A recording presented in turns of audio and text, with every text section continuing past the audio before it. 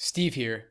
Wanted to share some thoughts on the recent lawsuit against Harvard on behalf of Asian applicants who claim that they're being discriminated against. Now, I have my personal opinions on this, but I'm not going to share those because I think it doesn't matter. And I don't want to get angry emails from people on either side of this accusing me of being unfair in one direction or the other. And I don't think it would be useful either. My personal opinion here is irrelevant to the matter at hand. The point is that some applicants will need higher numbers to get in than others due to their racial characteristics. Whether that's fair or not is beside the point. The fact is that if you are Asian, then yes, you will need higher test scores and higher GPAs than other applicants in order to get admission to particular schools. It is what it is. And if you're from an underrepresented minority, then you might be able to get in with lower numbers. What this means for you is that if you are from a particular group, then you need to consider that when you're looking at your target school's median numbers.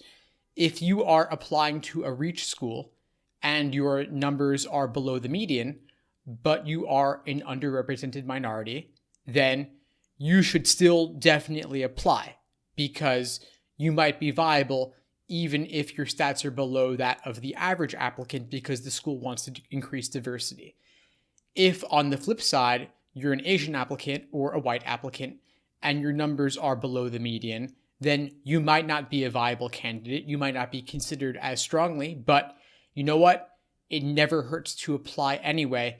You just don't want to count on it. And of course, if you were from an underrepresented group, then you shouldn't count on it either. But these are things to keep in the back of your mind. Bottom line is that there are lots of schools you can apply to, and all you have to lose is the application fee. And sometimes schools will even waive the application fee depending on the circumstances. But since you can reuse essays for multiple schools a lot of the time, there is very little marginal cost in applying to additional schools, and it increases your options when results come back. Really no downside to applying to more and more schools.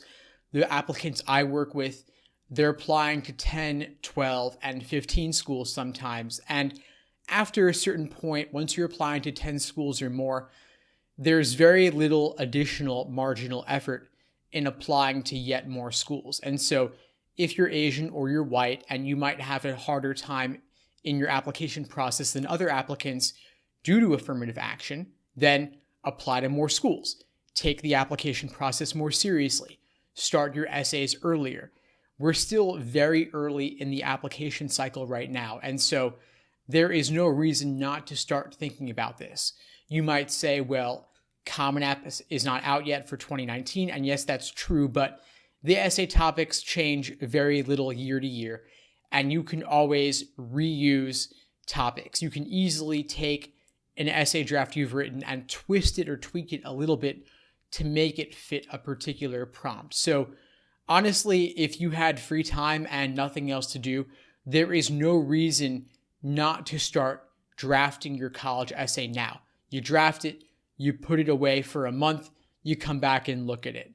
And yes, I know I've gotten very far off the topic of the Harvard lawsuit, but that's because the Harvard lawsuit is in the media, but it really doesn't relate that specifically to your personal situation.